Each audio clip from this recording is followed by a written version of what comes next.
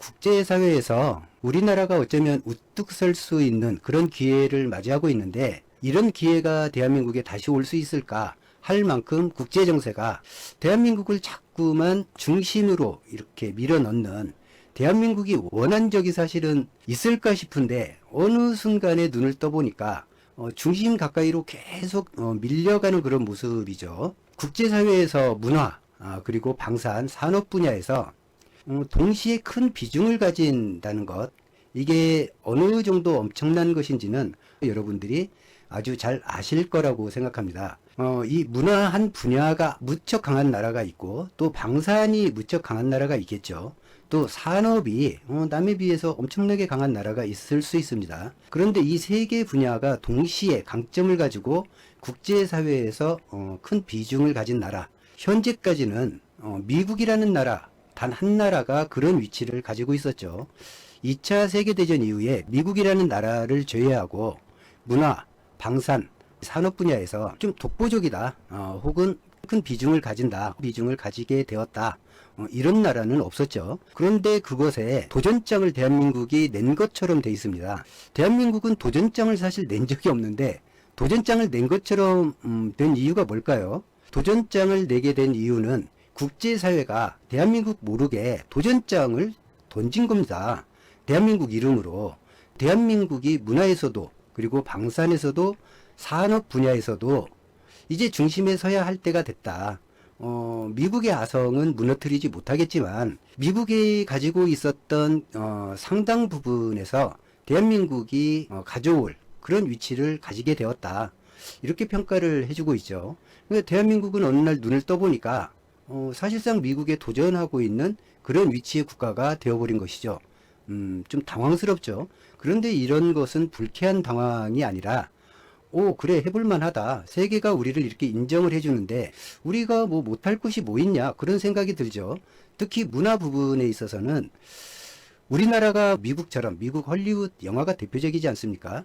뭐 강함, 영웅 시리즈 이런 걸로 해서 우리나라가 강점을 가졌나요? 그런 게 전혀 아니죠. 기생충이라든지 오징어 게임이라든지 이러한 우리나라가 강점을 가지고 있는 문화 컨텐츠를 보면 사실상 우리 속살, 어두운 그림자라고 할 수 있는 이런 속살들을 그냥 그대로 내보이면서, 그러면 욕을 먹거나 아이고 저런 나라였어가 아니라 야, 대한민국 정말 우수하다라는 평가를 받게 되고, 그러다 보니까 문화 강국이라고 하는 그런 타이틀을 지니게 되었죠. 이게 일시적으로 끝날 그런 상황이냐? 그것이 아니라는 것이죠. 내수 기반 문화 시장이 작다 보니까 우리 엔터테이너 이런 산업들은 세계로 뻗지 않으면 더 이상 성장할 수 없다라는 것을 일찌감치 깨우친 결과, 그리고 국제화 전략이 통했다. 그런데 그 국제화 전략이 우리를 막 돋보여 가지고 통한 것이 아니라 어떻게 보면 우리의 단점, 그리고 속살 이런 것들을 내보이면서 그게 통하게 되었다. 그리고 대한민국 사람들이 가지고 있는 정서가 세계 사람들에게 참 보편적이구나 하는 그런 것을 확인하게 되면서 대한민국 문화가 엄청나게 세계에서 각광을 받게 된 거죠. 그 다음에 또 한 가지 분야가 방산 분야인데, 방산에서 우리나라는 우리 자체 내에서는 상당히 오래 전에 이미 방산 강국이었었는데 우리는 그것을 인지하지 못했죠. 우려전쟁이 터지고 폴란드에서 엄청난 계약을 해줌으로 인해서 갑자기 국제사회에서 대한민국 방산이 부각되게 되었고, 구매 후에 재구매가 연속으로 이어지고, 그리고 결정적으로 중동전쟁이 터짐으로 인해서 대한민국 방산이 미국이 손을 쓰지 못하는 부분에서 대체할 수 있는 유일한 국가까지의 평가를 받게 되었죠. 그래서 이 방산 부분에 있어서도 최소한 이 서방 진영의 미국이 하지 못하는 분야에서의 대체 국가, 그러니까 미국이 못하는 것은 아닌데 당장이 해주지 못하는 것을 해줄 수 있는 유일한 국가의 지위에 올라섰다라는 거죠. 방산 부분에서 지금 대한민국을 얕잡아보는 국가가 있느냐? 예, 전혀 없습니다. 오히려 이제 시기 질투는 중국과 일본에서 엄청나게 하고 있는데 이웃 국가들끼리는 잘 되는 꼴을 사실 잘 못 봅니다. 세계 어디나 마찬가지죠. 특히나 이 한중일 관계에서는 그것이 조금 더 두드러집니다. 다만 이제 예전과 다르다라고 하는 부분을 보면 중국도 일본도 한국을 무턱대고 이렇게 깎아내리거나 하는 것은 보기가 어렵다라는 것이죠. 그들이 발표하는 뉘앙스나 다루는 뉘앙스에서 보면 일본이나 중국이나 자신들을 위협할 수 있는 수준까지 이미 올라왔다라고 하는 것을 전제하고서 방송을 하거나 메시지를 내는 경우를 많이 보게 되죠. 우리나라가 그 정도로 성장했다라는 것이고, 유로존 같은 경우에도 뭐 최근에 우리 이재명 대통령님이 그곳을 순방을 하고 이탈리아까지 순방을 하고 도장을 찍었는데, 거기에서 나왔던 얘기의 공통적인 것이 무엇이었을까요? 안보 분야에서의 공동협력이 들어갔다라는 거죠. 최근 들어서 이재명 대통령님이 이렇게 돌아다니면서 MOU를 맺고 공동성명을 발표하는 곳에 반드시 들어가는 것이 안보협력입니다. 그러면 안보협력이라고 하는 것, 우리나라가 미국에게 언제나 다짐하고 싶어 하던 것이 안보협력이었죠. 그런데 이것이 이제는 대한민국으로부터 대한민국을 만나는 나라들이 듣고 싶어하는 단어가 됐다라는 겁니다. 그만큼 대한민국이 방산 강국이 되었다라는 거예요. 그리고 실질적으로도 대한민국의 무기나 이 산업이 단순한 영역에서 그치느냐, 특정 분야에서만 강점을 가지느냐, 그것이 아니라는 거죠. 탄약에서부터 전투기까지 상대국이 원하는 모든 것을 상대국이 원하는 납기보다 일찍 당겨서 약속을 지켜줄 수 있는 세계 유일의 국가다라고 하는 것이죠.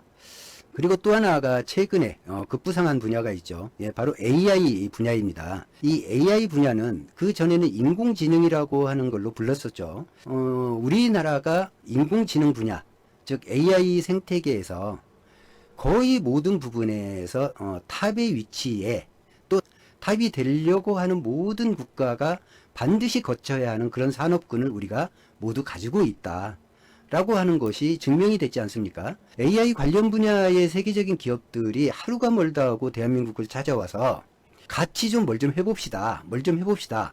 그런데 아직도 이제 우리 언론들은 야, 누가 왔다. 저렇게 엄청난 사람이 우리나라에 왔어.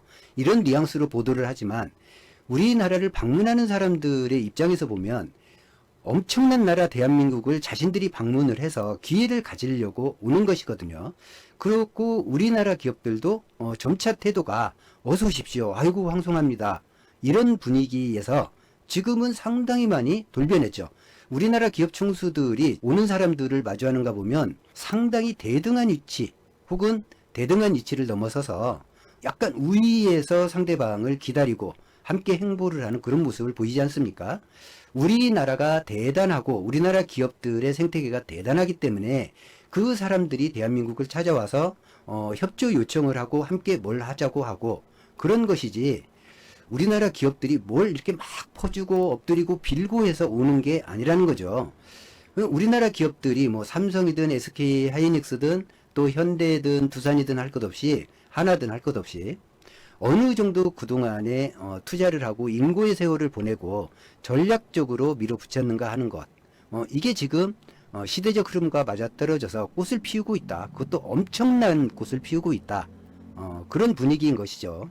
세계를 주도하는 인공지능 산업, AI 산업, 이 산업 부분에서 또 각광을 받고, 그렇게 됨으로써 문화, 그 다음에 방산, AI 산업군까지 이 세 개 분야에서 대한민국이 압도적인 그런 위치에서 지금 세계 속에 놓여져 있다라는 이야기입니다.